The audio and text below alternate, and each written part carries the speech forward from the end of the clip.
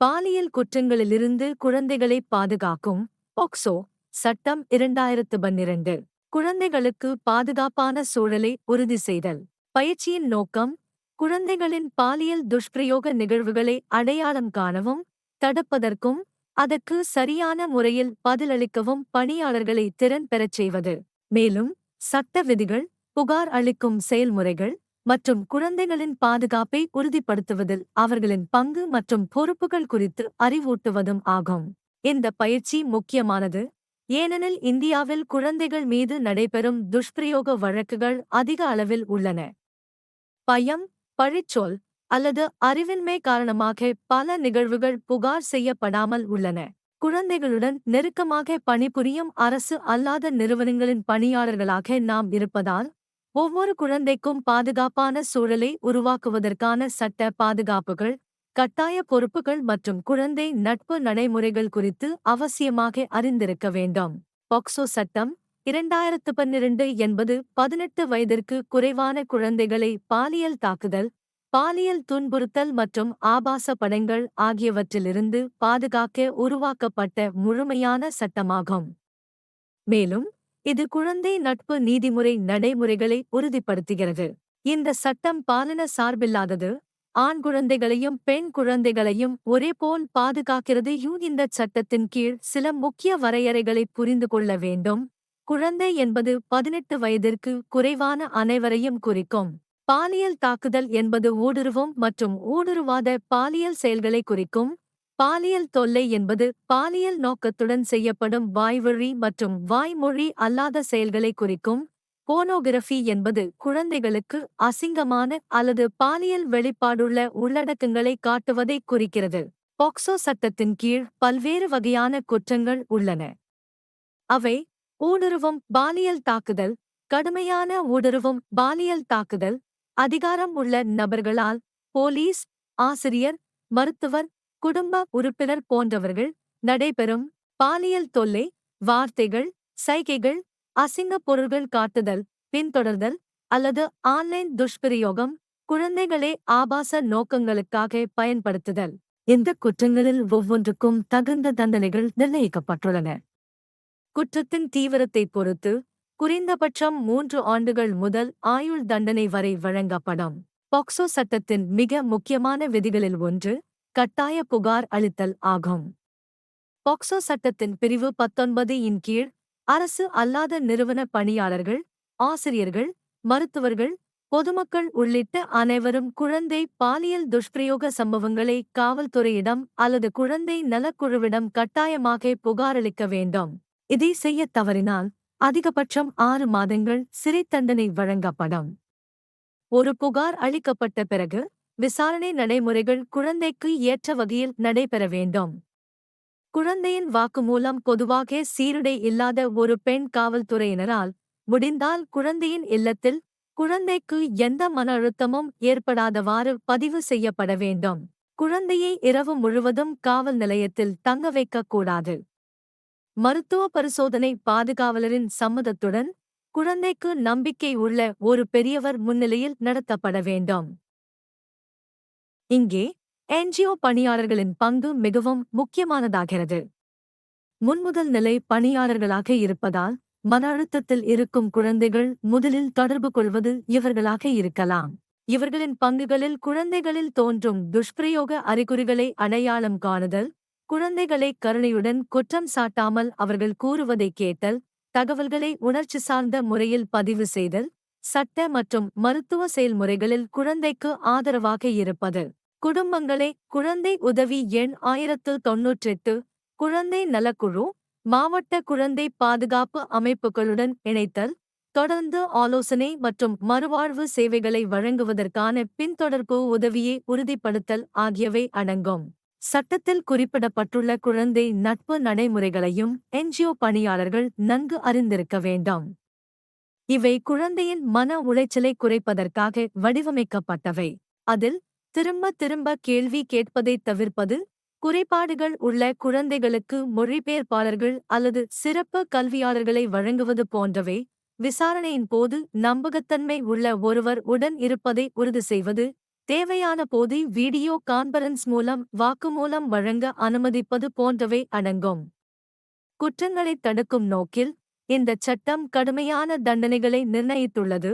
ஊடுருவும் பாலியல் தாக்குதலுக்கு 7 ஆண்டுகள் முதல் ஆயுள் தண்டனை வரை, கடுமையான ஊடுருவும் பாலியல் தாக்குதலுக்கு ஆயுள் தண்டனை வரை, பாலியல் தொல்லைக்கு 3 முதல் 5 ஆண்டுகள் வரை, குழந்தைகளை ஆபாச நோக்கங்களுக்காக பயன்படுத்தினால் முதல் குற்றத்திற்கு அதிகபட்சம் 5 வருடமும், மறுமுறை குற்றத்திற்கு 7 வருடமும் தண்டனை வழங்கப்படும். மேலும் கல்வி நிறுவனம், விடுதி, அனாதை இல்லம் போன்ற நிறுவனங்களில் குற்றம் நடைபெற்றால் அந்த நிறுவனத்தின் பொறுப்பாளர்கள் புகார் அளிப்பதும் குழந்தையின் பாதுகாப்பை உறுதி செய்வதும் கட்டாயமாகும். இதை செய்யத் தவறினால் அவர்களுக்கும் தண்டனைகள் விதிக்கப்படும். போக்சோ ஒரு பாதுகாப்பு சட்டமாக இருந்தாலும் தவறான அல்லது தீங்கிழைக்கும் நோக்கத்துடன் செய்யப்பட்ட புகார்கள் சில நேரங்களில் ஏற்பட்டுள்ளன. இப்படிப்பட்ட தீய நோக்க புகார்கள் அளிப்பவர்களுக்கு தண்டனை வழங்கும் விதிகளும் சட்டத்தில் உள்ளன. அதே நேரத்தில் குழந்தைகளின் வாக்குமூலங்கள் மிகுந்த முக்கியத்துவம் மற்றும் உணர்ச்சி நுணுக்கத்துடன் கையாளப்பட வேண்டும். கள பணியாளர்கள் எச்சரிக்கையுடனும் நியாயத்துடனும் செயல்படுவதற்கான பயிற்சி பெற வேண்டும்.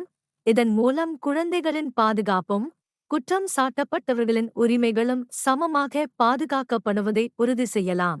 என்ஜிஓ பணியாளர்களுக்கு சில செய்ய வேண்டியவை மற்றும் செய்யக்கூடாதவை உள்ளன. களக்குழு குழந்தைகள் கூறுவதை அமைதியாக கேட்க வேண்டும். குழந்தையின் பாதுகாப்பை உறுதி செய்ய வேண்டும். உடனடியாக புகாரளிக்க வேண்டும். இரகசியத்தை பராமரிக்க வேண்டும். உணர்ச்சிபூர்வமான ஆதரவை குழந்தைக்கு வழங்க வேண்டும். செய்யக்கூடாதவை: குழந்தையை விசாரிக்காதீர்கள், இரகசியம் காப்பதாக உறுதியளிக்காதீர்கள், புகாரளிப்பதை தாமதப்படுத்தாதீர்கள், குற்றவாளியுடன் சமாதானம் செய்ய முயற்சிக்காதீர்கள். இவற்றை மீறினால் தண்டனைகள் உள்ளன. அங்கு புகாரளிக்க தவறுவது அல்லது கடமையில் அலட்சியம் காட்டுவது தண்டனைக்கு வழிவகுக்கும். கள ஊழியர்களை ஆதரிக்க வளங்கள் மற்றும் உதவி எண்கள் கிடைக்கின்றன. குழந்தை உதவி எண் 1098, உள்ளூர் காவல் நிலையங்கள், சிறப்பு சிறார் காவல் பிரிவுகள், மாவட்ட குழந்தைகள் பாதுகாப்பு அலகுகள், குழந்தைகள் நலக் குழுக்கள் மற்றும் குழந்தை உரிமைகள் பாதுகாப்புக்கான தேசிய மாநில ஆணையங்கள். இறுதிச் சுருக்கமாக, போக்சோ சட்டம் என்பது குழந்தையை மையப்படுத்தப்பட்ட கட்டாயமான ஒரு சட்டமாகும். இது ஒவ்வொரு குழந்தைக்கும் பாலியல் துஷ்பிரயோகத்திலிருந்து பாதுகாப்பு பெறும் உரிமையை உறுதி செய்கிறது என்பதை வலியுறுத்துகிறது. இந்த பயிற்சி என்ஜிஓ பணியாளர்கள் புகார் செய்யும் சட்ட பொறுப்பு மட்டுமல்லாது, குழந்தைகளை ஆதரிப்பதில் உணர்ச்சி ரீதியாகவும் சமூக ரீதியாகவும் பொறுப்பு உடையவர்களாக இருக்கிறார்கள். அவர்கள் நுணுக்கமான அணுகுமுறை, சட்ட விழிப்புணர்வு மற்றும் குழந்தை உரிமைகளுக்கான அர்ப்பணிப்புடன் செயல்பட வேண்டும். அமைதி அல்லது அலட்சியம் துஷ்பிரயோகத்தை தொடரச் செய்யக்கூடும் என்பதை அவர்கள் நினைவில் கொள்ள வேண்டும். அதே நேரத்தில் தகுந்த நேரத்தில் மேற்கொள்ளப்படும் தலையீடு குழந்தைகளின் உயிரைக் காப்பதோடு அவர்களின் மரியாதையையும் மீட்டுக் கொடுக்க உதவும். சிறுவர் நீதி சட்டம் 2015. அறிமுகம். சிறுவர் நீதி அதாவது குழந்தைகளின் பராமரிப்பு மற்றும் பாதுகாப்பு சட்டம் 2015 என்பது இந்தியாவில் குழந்தை பாதுகாப்பிற்கான முக்கியமான அடித்தள சட்டங்களில் ஒன்றாகும். இந்தச் சட்டத்தின் முக்கிய நோக்கங்கள்: பாதுகாப்பு மற்றும் பராமரிப்பு, தேவைப்படும் குழந்தைகளுக்கு பராமரிப்பு, பாதுகாப்பு, வளர்ச்சி, சிகிச்சை மற்றும் சமூகத்தில் மீளிணைப்பு வழங்குவதாகும். அதே சமயம் சட்டத்துடன் முரண்பாட்டில் உள்ள குழந்தைகளை குழந்தை நட்பு அணுகுமுறையுடன் கையாள்வதே இதன் முக்கிய நோக்கமாகும். இந்தச் சட்டம் 2 முக்கிய வகையான குழந்தைகளை உள்ளடக்குகிறது: பராமரிப்பு மற்றும் பாதுகாப்பு தேவைப்படும் குழந்தைகள், அதாவது அனாதைகள், கைவிடப்பட்டோர், காணாமல் போனோர், துன்புறுத்தப்பட்டோர் அல்லது புறக்கணிக்கப்பட்ட குழந்தைகள். சட்டத்துடன் முரண்பாட்டில் உள்ள குழந்தைகள், அதாவது இந்திய சட்டத்தின் கீழ் குற்றம் செய்ததாக குற்றம் சாட்டப்பட்ட அல்லது குற்றம் புரிந்ததாக கண்டறியப்பட்ட குழந்தைகள். 2015ஆம் ஆண்டு திருத்தம் பல முக்கிய மாற்றங்களை கொண்டு வந்தது. அதில் கடுமையான குற்றங்களைச் செய்த 16, 18 வயதுடைய குழந்தைகளை சிறுவர் நீதிமன்றம் மதிப்பீடு செய்த பிறகு பெரியவர்களாக விசாரிக்க அனுமதிக்கும் விதிமுறை முக்கியமானதாகும். மேலும் காரா, அதாவது மத்திய தத்தெடுப்பு வள அதிகாரத்தின் கீழ் எளிமைப்படுத்தப்பட்ட ஒருங்கிணைந்த முறையை அறிமுகப்படுத்தி தத்தெடுப்பு செயல்முறைகளை வலுப்படுத்தியது. கைவிடப்பட்ட மற்றும் ஒப்படைக்கப்பட்ட குழந்தைகளுக்கான தெளிவான வரையறைகள் வழங்கப்பட்டன மற்றும் குழந்தை பராமரிப்பு நிறுவனங்களின் பொறுப்புணர்வு வலுப்படுத்தப்பட்டது. முடிவாக, பாக்சோ சட்டம் குழந்தைகளை பாலியல் குற்றங்களிலிருந்து பாதுகாக்கும் நோக்கில் செயல்படுகிறது.